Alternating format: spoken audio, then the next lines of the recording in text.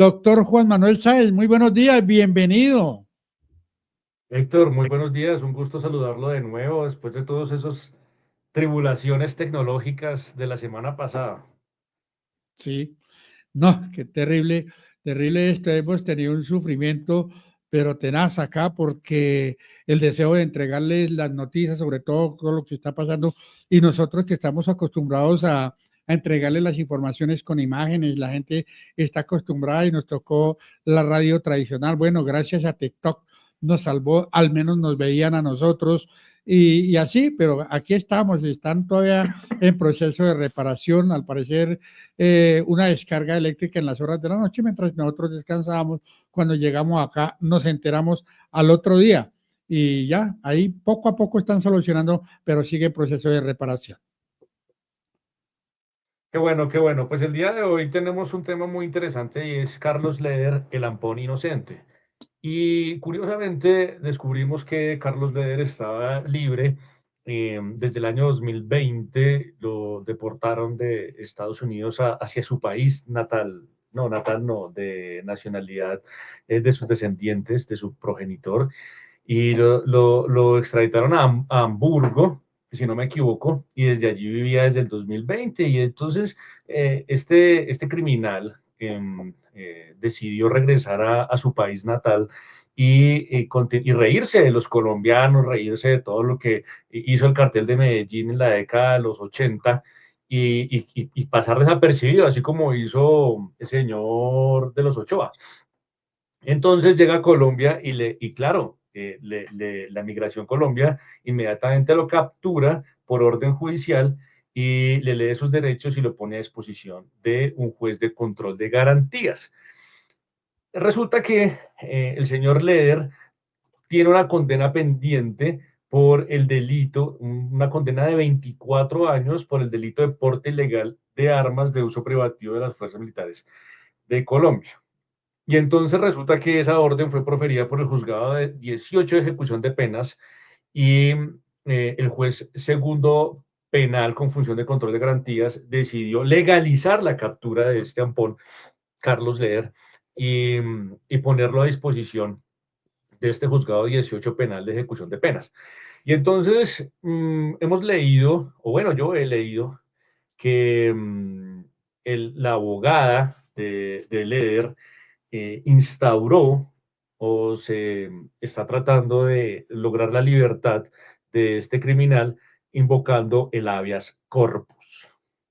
Y entonces lee uno comentarios o artículos periodísticos de que hablan de que el habeas corpus es un recurso. Y entonces dicen no, es que la abogada de Leder instauró el recurso de habeas corpus. Oiga, por favor, señores periodistas, lo mínimo que le dicen a uno en el colegio, en la universidad es lea antes, piense antes de hablar. Y es que el habeas corpus no es un recurso, eso es el derecho fundamental del habeas corpus. Nada más y nada menos que un derecho fundamental consagrado, prescrito en la Constitución política y que tiene una acción prevalente consagrada en ese estatuto constitucional.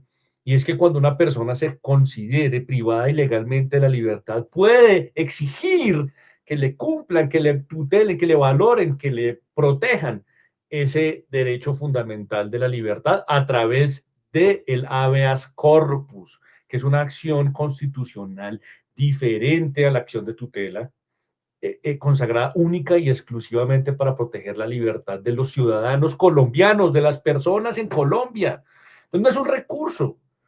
Lo primero tenemos que llamar la atención es a los amigos periodistas para que entiendan y a los ciudadanos colombianos que entiendan que esto es una acción constitucional, es un derecho fundamental consagrado en el artículo 30 de la Constitución Política. Señores, por favor, esto es un mínimo de cultura que se le demanda al periodista para que transmita información real y veraz a las personas que lo escuchan o que leen sus artículos.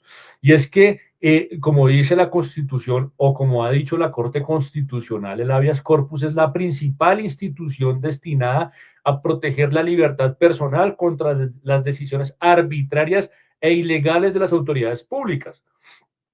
El habeas corpus, además de ser un derecho fundamental, es al mismo tiempo la acción tutelar de la libertad. Está consagrado en el artículo 30 de la Constitución Política. Y entonces lo traemos a colación porque esta abogada dice, no, es que mi cliente está privado legalmente de la libertad, porque resulta que esa condena esa condena considerada o se la impusieron a su cliente en 1994. Y entonces usted cuenta 24 años y eso le da más o menos en el 2008, ¿sí o no, Héctor? Más o menos en la matemática del Sí, señor. abogado. Eso Sí. da 2008. Pero espérese un momento, es que la abogada tiene que leer más. Porque es que resulta que el artículo 89 del Código Penal, claro, nos habla del término de la prescripción de la sanción penal y pareciera que diáfanamente nos dice que ese término se cuenta a partir de la ejecutoria de la sentencia, es decir, un juez de la República profiere una sentencia y le dan el término, nace el término legal de los recursos. Entonces usted va a poner el recurso de queja, perdón, el recurso de apelación, el recurso contra la sentencia no procede el recurso de reposición, procede el recurso de apelación. Entonces, cuando profiere la sentencia, entonces le dan derecho a la defensa para determinar si va a interponer el recurso de apelación. Y entonces, si interpone el recurso de apelación, la sentencia no está ejecutoriada porque está pendiente de resolver el recurso de apelación y eso tiene que ir al superior funcional para que resuelva el recurso de apelación. Pero resulta que como los abogados nos gusta oponernos a todo, sobre todo los de la defensa, entonces no falta que hayan interpuesto el recurso, el extraordinario de casación, para que la Corte la Sala de Casación Penal de la Corte Suprema de Justicia revise la legalidad de esa sentencia de segunda instancia.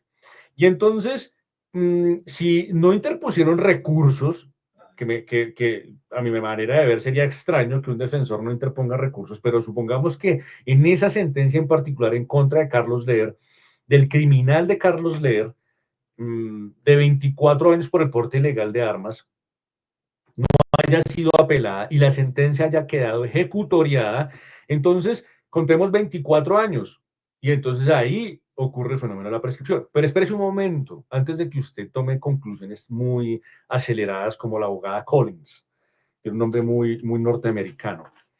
Entonces, usted lee el artículo 90.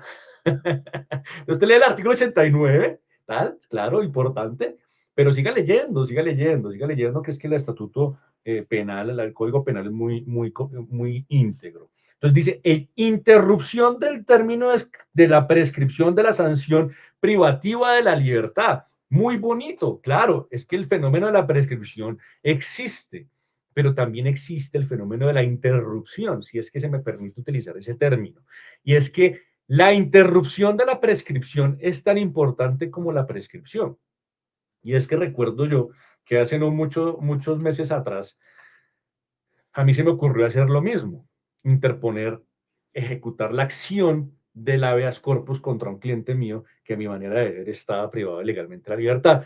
Y muy sabiamente, el juzgado de ejecución de penas me respondió que no me hallaba la razón porque mi cliente estaba pagando condena de otro proceso.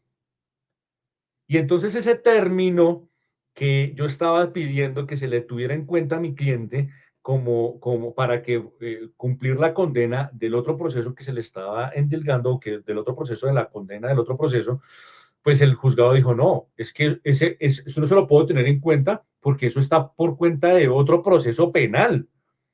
Entonces yo no le puedo, entonces qué bonito, pagó condena por homicidio en otro caso, y entonces usted quiere que yo lo tenga en cuenta esa condena también, ese tiempo en la cárcel de este otro delito de hurto. Pues no, le toca salir a pagarlo. Entonces, lo mismo pasa con el de Carlos Leder. Él fue extraditado a los Estados Unidos de Norteamérica por esos delitos de narcotráfico. Pagó, le descontaron como 200 años. Bueno, no, estoy exagerando. Le descontaron como 100 años porque fue condenado a 130 y algo de años de cárcel, pero porque sirvió de testigo contra Noriega, el general Noriega en Panamá. Entonces, y como colaboró y como en Estados Unidos, por cada vez que usted colabora, pues le ayudan. Entonces, eso es un sistema de negociación. Entonces le descontaron y pagó solamente 34 años de cárcel. Pero que no vaya a pensar la abogada, que no vaya a pensar la abogada del ampón de Carlos Leer, que eso se lo vamos a tener en cuenta.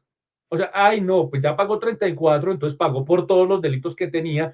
Y es que ahí no hubo una acumulación de delitos ni una acumulación de condenas, señora abogada.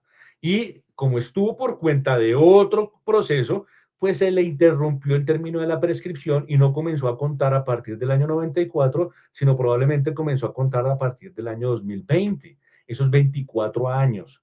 Entonces, todavía le faltarían como 20 años a Carlos Leer para que le prescriba ese delito.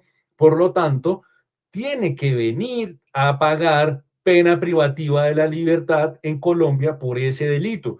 Y fíjese el mal consejo que le dio el abogado. Entonces le dijo a Carlos Leer desde Alemania, yo me imagino la conversación, ¿qué China? Entonces, ¿qué? ¿Sí puedo viajar a Colombia? Claro, no hay problema, usted no tiene ningún delito, no tiene ninguna condena, no tiene ninguna orden de captura, usted puede venir. Oye, ¿qué pasó con los delitos que yo cometí? No, eso ya prescribieron, eso no le eche cabeza a eso, usted véngase para Colombia, pero eso sí pague mis honorarios. Y mandaron a Carlos Leer, le dieron el consejo, el mal consejo de venir a Colombia, y ahí tuvo que tiene que pagar 24 años de cárcel por el delito, por la condena por haber usado o portado armas de forma ilegal que son de uso privativo de las fuerzas militares. Entonces, ese señor no es inocente, es un criminal, es un ampón que utilizó, en los años 80 trabajó en el cartel de Medellín y aterrorizó a Colombia, mató, violó, prostituyó, traficó. Es un criminal de la más alta peligrosidad y dañó el sistema político, inclusive Colombia. No nos olvidemos que Pablo Escobar fue representante a la Cámara. También fue político, él también fue congresista. Entonces, pues en buena hora, este criminal está privado de la libertad bajo custodia de la Dijín, y entendamos nosotros los oyentes y los ciudadanos que primero el recurso, el habeas corpus no es un recurso. Venga, quítense eso de la cabeza. No es un recurso, es un derecho fundamental. Artículo 30 de la Constitución Política. Y es una acción constitucional directa que se ejerce para proteger la libertad. Punto número 1. Punto número 2. Así como existe la prescripción, también existe la interrupción. Y como no se pudo ejercer esa condena porque la estaba pagando, porque el ciudadano estaba privado de la libertad por otro delito, pagando condena en otro delito, pues eso no se puede tener en cuenta como un término de prescriptivo. Se interrumpe, así lo ha dicho la Corte Suprema de Justicia y los altos tribunales de departamento en este país, y los juzgados de ejecución de pena la tienen clara. Entonces, lo que le viene a Carlos Leer es que pase, ya tiene creo que 75 años, si no me equivoco, o sea que lo único que le espera son que cumpla 100 años privado de la libertad, o que pierda su vida, o que cese su vida por viejo, no por nada más, no porque le deseemos la muerte, sino porque probablemente la expectativa de un ser humano en Colombia es de aproximadamente 80-85 años. Entonces, si tiene 75-74, pues no creo que llegue hasta los 100 en la cárcel, de esos 24 años de cárcel de condena que le faltan. Esperemos que no lo manden a la Modelo ni a la Picota, sino que lo manden al Barne, que es una cárcel de alta seguridad, aislado de la sociedad, como debe permanecer. Y lástima que hayan, bueno, no todos los miembros del cartel de Medellín hayan corrido la misma suerte. Hay otros que están libres, y ojalá que la justicia opere también para ellos. Ese era el tema del día de hoy, mi apreciado Héctor. Pero es muy bueno lo que usted ha tratado, porque hay la expectativa, y todo el fin de semana los colombianos vivieron ese momento. Ve, ya apareció Carlos Leer, llegó Carlos Leer, y entonces, pero no, eso ahí ya no hay nada. Eso, los comentarios de la gente, ya eso ahí no pasa nada, ya el país estuvo en prisión, ya pagó lo que tenía que pagar, y por qué tenía que pagar aquí, así que están equivocados. Y usted acaba de hacer la aclaración.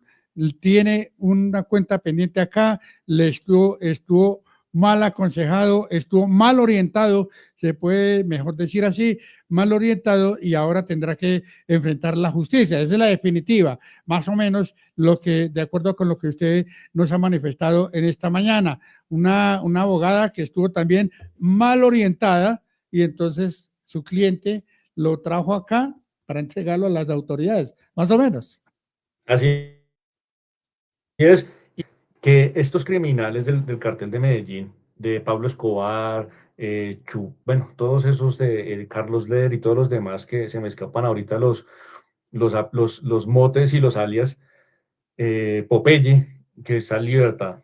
Eh, Toda esta gente cercenó, le quitó a Colombia la oportunidad de tener un liderazgo político relevante. Ellos asesinaron a Rodrigo Lara Bonilla.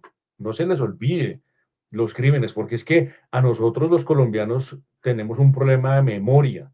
Entonces no se les olvide que Rodrigo Lara Bonilla fue asesinado por el cartel de Medellín. No se les olvide que Carlos Galán fue asesinado por el cartel de Medellín. No se les olvide que quemaron y asesinaron la sala penal, la sala de casación penal de la Corte Suprema de Justicia, cuando incendiaron y se tomaron el Palacio de Justicia el 6 de noviembre de 1989, cuando el cartel de Medellín se asoció con el M-19, hoy que tanto levantan las banderas del M-19 y que tenemos un presidente del M-19 que no ha pagado por esos crímenes.